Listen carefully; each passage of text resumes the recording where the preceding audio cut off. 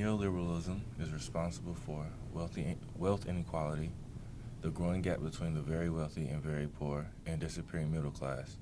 It indoctrinated competition and reassigns the citizens' role to be consumers instead, a system where individuals, not the collective system, are solely responsible for their success or shortcomings.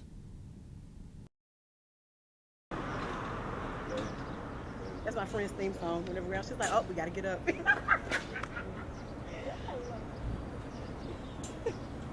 So the term neoliberalism, have you ever heard of it before? Yes.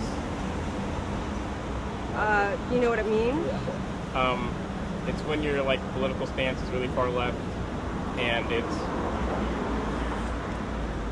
I don't want to say warped by social media and stuff to seem like it's a negative thing. It's not. Do you think that the two parties, Democratic and Republican, are very different? No. At the core, they're the same. Awesome. Can you tell us why? Because they're both built on oppressing minorities, as weird as it sounds. But the Democratic Party, it started off based on slavery and stuff, and then it kind of flipped in the 60s or something, I think. And the Republican Party was just always all about keeping the white man on top. Term neoliberalism? You have not. Okay. Do you think that there is a significant difference between the two parties, political parties? Yeah, Republicans are two major political parties. Yes. What do you think those differences are? The difference between Democrat and Republican Party. I guess it's just the approach, I guess you would say tactics. I think Democrats come across as more for the people. That's usually what people believe in. They're more middle class and lower class individuals. And people tend to think that Republicans are more for the upper middle class and higher class people. So more things like cutting taxes and for upper class individuals. What people usually associate Republicans with, stuff like that. Okay, so do you believe that the beliefs that people have regarding,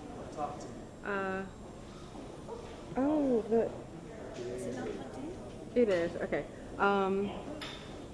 So do you think that the beliefs people have about the differences between the two parties are well-founded, or do you think it's just a lie?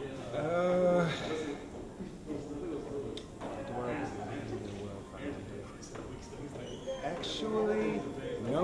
I actually read an article. Well, I mean, yes and no. It's kind of different because I actually read an article where they were talking about how.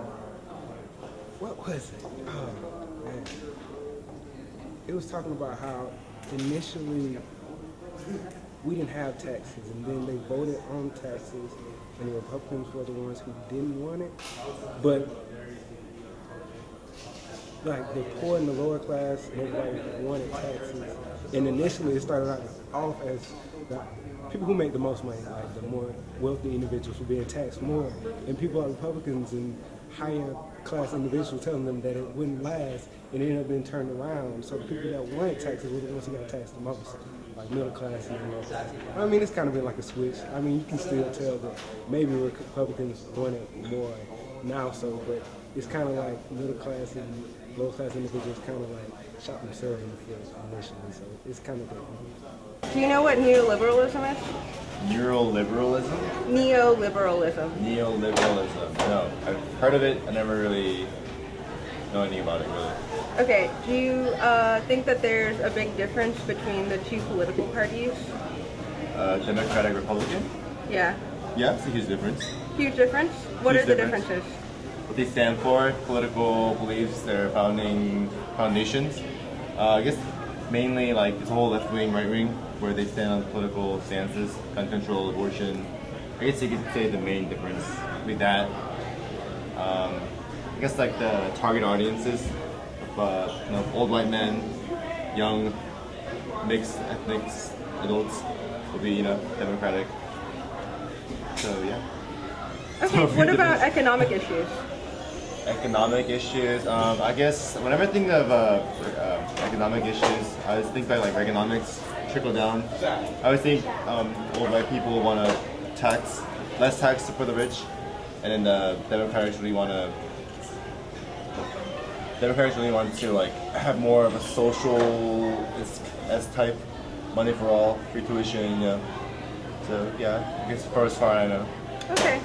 Increasingly, as a society that has adopted neoliberalism so subconsciously and universally, put our faith in the privatization of basic necessities, and feel it is necessary and correct to allow competition and market to resolve inefficiencies.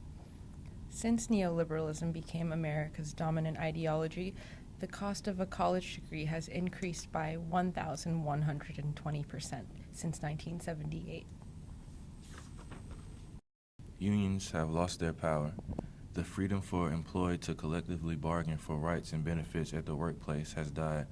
Where participation was at 1/3 mere decades ago, it has fallen to just 1/10 and only 6% in the private sector.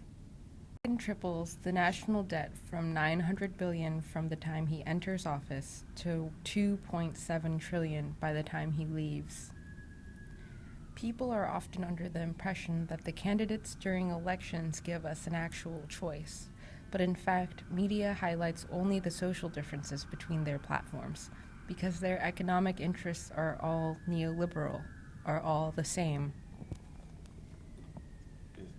Neoliberalism is even responsible for the financial crisis of 2008. It's called too big to fail. When there's enough money in something,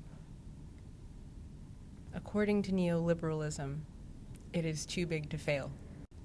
But they're not too big to fail. And when they do, the government is expected to bail them out. You can see this everywhere with subsidies to oil, subsidies to major car manufacturers,